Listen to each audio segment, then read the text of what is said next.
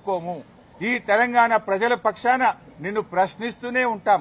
తెలంగాణ ప్రజలకు నువ్వు ఇచ్చిన హామీలు అమలయ్యేదాకా నిన్ను ప్రశ్నిస్తూనే ఉంటాం. మీ అవినీతి కుంభకోణాలు బయట పెడుతూనే ఉంటాం. నిన్ను వదిలిపెట్టే ప్రశ్నే లేదు. మాకు తెలుసు రేవంత్ రెడ్డి 3 రోజుల కిందనే ఈ స్క్రిప్ట్ వేసి పోయిండు.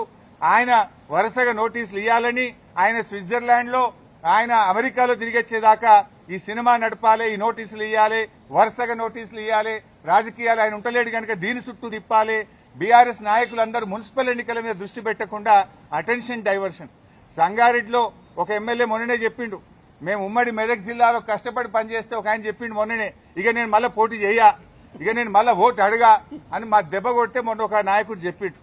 రేపు కూడా నువ్వు ఎన్ని డ్రామాలు చేసినా ఖచ్చితంగా మెజారిటీ మున్సిపాలిటీలు గెలుస్తాం, ప్రజలతో ఉంటాం. ప్రజల చేత నీకు తప్పకుండా ప్రజలే నీకు బుద్ధి చెప్తారు. మేము మాట్లాడుతున్నది నీ అవినీతి మీద బయట పెట్టినాం, దాని మీద సమాధానం చెప్పు. నీ 6 గ్యారెంటీల గురించి అడుగుతున్నాం, దాని మీద సమాధానం చెప్పు. సంబంధం లేని కేసుల్లో మమ్మల్ని పిలిచి ఈ డ్రామా ఆడుతున్నావు, ఆడు ఎంతకాలం ఆడతావో. నీకు సమయం దగ్గర పడ్డది, ప్రజలే నీకు తగిన గుణపాఠం చెప్తారు. తప్పకుండా మేము న్యాయపరంగా ఎలాంటి అవకాశాలు ఉన్నాయో న్యాయపరంగానే ఈ కేసును మేము ఎదుర్కొంటాం. Thank you.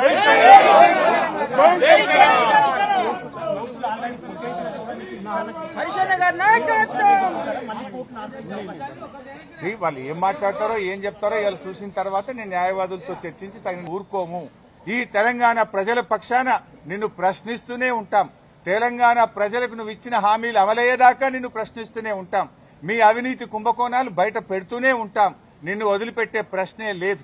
మాకు తెలుసు రేవంత్ రెడ్డి 3 రోజుల కిందనే ఈ స్క్రిప్ట్ వేసి పోయిండు. ఆయన వరుసగా నోటీసులు ఇవ్వాలని, ఆయన స్విట్జర్లాండ్ లో, ఆయన అమెరికాలో తిరిగొచ్చేదాకా ఈ సినిమా నడపాలి, ఈ నోటీసులు ఇవ్వాలి, వరుసగా నోటీసులు ఇవ్వాలి, రాజకీయాలు ఆయన ఉంటలేడు కనుక దీని చుట్టూ తిప్పాలి. బీఆర్ఎస్ నాయకులందరూ మున్సిపల్ ఎన్నికల మీద దృష్టి పెట్టకుండా అటెన్షన్ డైవర్షన్. సంగారెడ్డిలో ఒక ఎమ్మెల్యే మొన్ననే చెప్పిండు, మేము ఉమ్మడి మెదక్ జిల్లాలో కష్టపడి పనిచేస్తే ఒక ఆయన చెప్పిండు మొన్ననే, ఇక నేను మళ్ళీ పోటీ చేయా, ఇక నేను మళ్ళీ ఓటు అడగా అని మా దెబ్బ కొడితే మొన్న ఒక నాయకుడు చెప్పిండు. రేపు కూడా నువ్వు ఎన్ని డ్రామాలు చేసినా ఖచ్చితంగా మెజారిటీ మున్సిపాలిటీలు గెలుస్తాం, ప్రజలతో ఉంటాం. ప్రజల చేత నీకు తప్పకుండా ప్రజలే నీకు బుద్ధి చెప్తారు. మేము మాట్లాడుతున్నది నీ అవినీతి మీద బయట పెట్టినాం, దాని మీద సమాధానం చెప్పు. నీ 6 గ్యారెంటీల గురించి అడుగుతున్నాం, దాని మీద సమాధానం చెప్పు. సంబంధం లేని కేసుల్లో మమ్మల్ని పిలిచి ఈ డ్రామా ఆడుతున్నావు, ఆడు ఎంతకాలం ఆడతావో. నీకు సమయం దగ్గర పడ్డది, ప్రజలే నీకు తగిన గుణపాఠం చెప్తారు.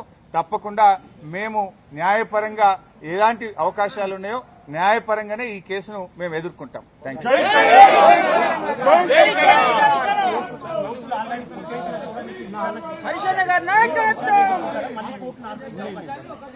వాళ్ళు ఏం మాట్లాడతారో ఏం చెప్తారో ఇవాళ చూసిన తర్వాత నేను న్యాయవాదులతో చర్చించి తగిన అసలైన తొలి వెలుగు.